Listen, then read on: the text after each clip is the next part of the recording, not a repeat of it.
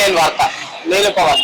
Right, పూర్తిగా వర్షాకాలం వచ్చేసింది. ఈ వర్షాకాలం వచ్చిన తర్వాత హైదరాబాద్ లో వర్షాకాలం అంటేనే భయపడే ఆ పరిస్థితి కనిపిస్తుంది ఈ మధ్య. ఎందుకంటే ఈ గత వారం చూస్తున్నాం మనం, పూర్తిగా ఒకసారి చిన్న వర్షానికే రోడ్లన్నీ చిందరవందరం అయిపోయినాయి. పూర్తిగా డ్రైనేజ్ వ్యవస్థ కూడా అతలాకుతలం అయిపోయింది. చాలా వరకు నీరు ఎక్కడికక్కడ రోడ్ పైన నిండిపోయిన వైనం మనకు కనిపిస్తుంది. ఇక్కడ కూడా జిహెచ్ఎంసీ అధికారులు ఎంత కష్టపడ్డా సరే ఎక్కడ కూడా ఆ నిల్వని పూర్తిగా క్లియర్ చేయలేకపోయింది. చాలా వరకు వర్షం ఇప్పుడు ఆగిపోయి దాదాపు 3 రోజులు అయినా సరే ఇంకా మనకు ఇక్కడ ఇంకా ఈ మాదాపూర్ ఏరియాలో అయితే పూర్తిగా రోడ్ల పైన ఇంకా ఆ నీరు నిలుస్తుంది. అదేదైతే ఆ చిన్న చిన్న గుంటలలో నీరు నిలవడం వల్ల చాలా వరకు ట్రాఫిక్ ఇబ్బందులు కూడా అవుతున్నాయి. ఒకవైపు ఈ నీరు నిలవడమే కాకుండా మరోవైపు డ్రైనేజ్ లీకేజీలు కూడా చాలా ఉన్నాయి. గత ప్రభుత్వం అయితే 9.5 ఏళ్లలో మేము పూర్తిగా హైదరాబాద్ డెవలప్ చేసినాం. మాదాపూర్, హైటెక్ సిటీ, కోకపేట లాంటి వాటి డెవలప్ చేసినాం. కానీ డెవలప్ చేసిన వాళ్ళు ఎక్కడ కూడా పూర్తి స్థాయిలో డ్రైనేజ్ వ్యవస్థ నిర్మించలేరని చెప్పేసి కూడా మనకు మన గత 4 రోజుల కింద వర్షం పడ్డప్పుడు మనకు తెలుస్తున్న వైనం మనకు కనిపిస్తుంది. సో ఇప్పుడు కూడా చూడొచ్చు మనం మాదాపూర్ లో ప్రస్తుతం ఒక ఏరియా ఉన్నాం. ఏరియాలో పూర్తిగా నీరు నిండిపోవడం వల్ల ట్రాఫిక్ ఇబ్బందులు కూడా ఎదుర్కొంటున్నారు. చాలా వరకు రోడ్లు కూడా పూర్తిగా నాశనం అయిపోయినట్టు మనకు తెలుస్తుంది.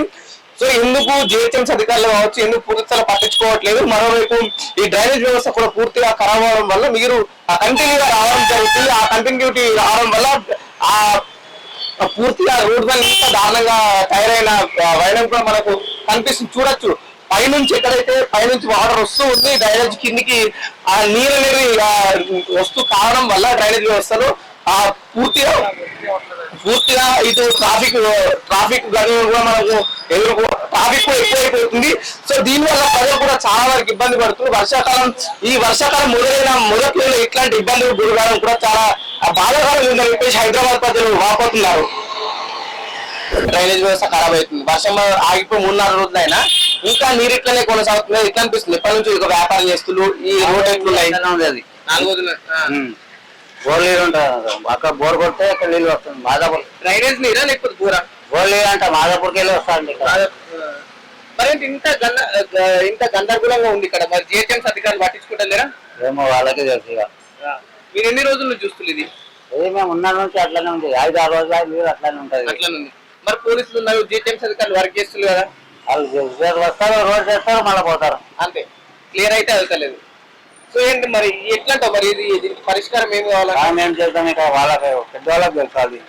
హైదరాబాద్ లో చిన్న వర్షం పడితేనే మొత్తం నీరు నిలుస్తుంది.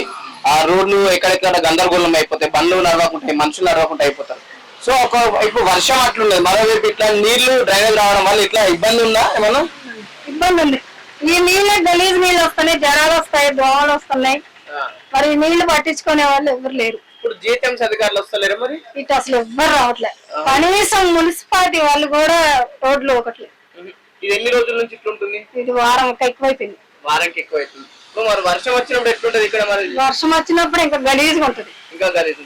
మరి పేరుకి మాదాపూర్ సిటీ పెద్దదే కదా. మాదాపూర్ అంటారు కానీ మాదాపూర్ పట్టించుకునే ఎవ్వరు లేరు. మరి చెప్పే ప్రభుత్వాలు కావచ్చు మా నాయకులు మేము మంచిగా చేసినాం, సిటీలు అంత డెవలప్ అవుతుంది. మంచిగా ఉంది, మంచిగా వస్తున్నా ఉన్నారు, మంచిగా ఉంది, అందరూ చూస్తున్నారు. కంప్లైంట్ ఎవరు ఇచ్చారంట.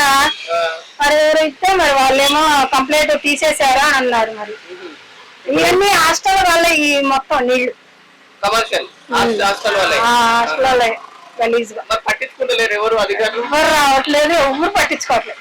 అసలు కనీసం మున్సిపాలిటీ వాళ్ళు వచ్చి కూడా అవి బాగు చేద్దాం అనేది కూడా లేదు. ఇప్పుడు పొద్దున ఇక్కడ మున్సిపాలిటీ వాళ్ళు జిహెచ్ఎంసీ అధికారులు తిరుగుతారు. చెప్తున్నా రోడ్ల మీద ఏమైనా క్లీన్ ఉందా ఇట్లున్నా అనే విషయం. మన వాళ్ళు వచ్చి ఎట్లా మరి మీ వ్యాపారం ఎట్లా నడుస్తుంది? రోడ్డు బాగాలేదు, ఎవరు వస్తారు? ఏంది గలీజ్ కి? మీరు ఎన్ని సంవత్సరాల నుంచి చేస్తుంది ఇక్కడ వ్యాపారం? 4 సంవత్సరాలు అవుతుంది. ఇక్కడనే ఉన్నారు. గతంలో ఇట్లాంటి ఏమైనా అవుతున్నాయి? ఎప్పటి నుంచి ఇట్లా జరుగుతున్నాయి? మొన్న బానే ఉంది, 1 సంవత్సరం మట్టి ఇట్లా అవుతుంది. వర్షం నీళ్ళ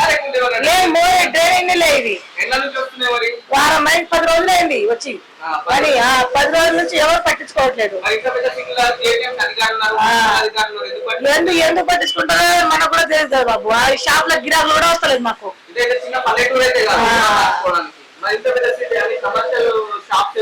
అవును, అదే ఎవరు చెప్పట్లేదు కదా. కాంప్లైంట్ బాగుంటదని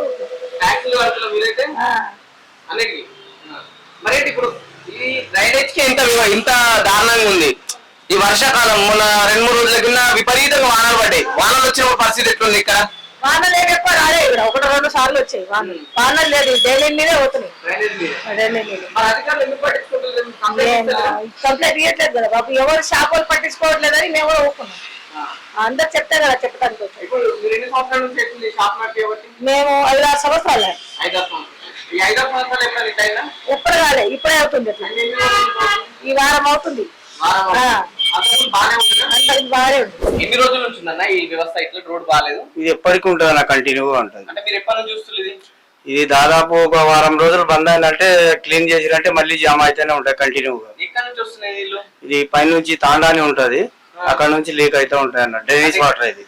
డ్రైనేజ్ వాటర్ అంటే హాస్టల్ అంటూ కొందరు కమర్షియల్ కాంప్లెక్స్ అంటే ఇవి హాస్టల్ అయినందువల్ల వచ్చేస్తున్నాయి అన్నమాట. అవి మోరీ జామ్ అయ్యి ఎక్కువ శాతం అనేది హాస్టల్ వల్లనే పొందుతుంది అనమాట. కంప్లైంట్ ఇచ్చినా ఇప్పుడు ఏరియాలో మీరు ఎన్ని సంవత్సరాలు షాప్ పెట్టుకున్నారు?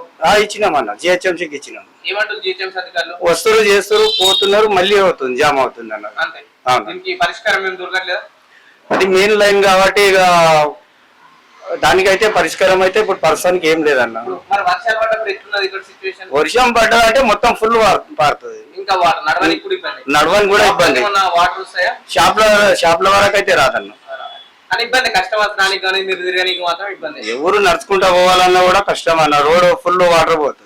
ఇప్పుడు ఎన్ని సంవత్సరాల నుంచి షాప్ పెట్టారు మీరు ఇక్కడ? నేను 8 years అవుతుంది. 8 years నుంచి షాప్. ఈ 8 సంవత్సరాల ఎప్పుడన్నా ఇట్లాంటి వ్యవస్థ లేదన్న, ఈ 1-2 years నుంచి ఇది అవుతుంది. 1-2 years అంతకుముందు బాగానే ఉన్నాయి. అంతకుముందు బాగానే ఉంది. మరి ఇప్పుడే సడన్ గా ఎందుకు అయింది అన్నట్టు? ఇవి హాస్టల్స్ అవి ఎక్కువ అయినాయి అన్న, లైన్ చిన్నగా ఉన్నట్టుంది. కొద్దిగా వర్షం పడ్డదంటే ఇక అది కంటిన్యూ అవుతానే ఉంటది. పర్మిషన్స్ ఇచ్చి కట్టేసి డ్రైనేజ్ వ్యవస్థ అది మనకు అంతా తెలియదు అన్న, అది పర్మిషన్ గురించి అయితే తెలియదు.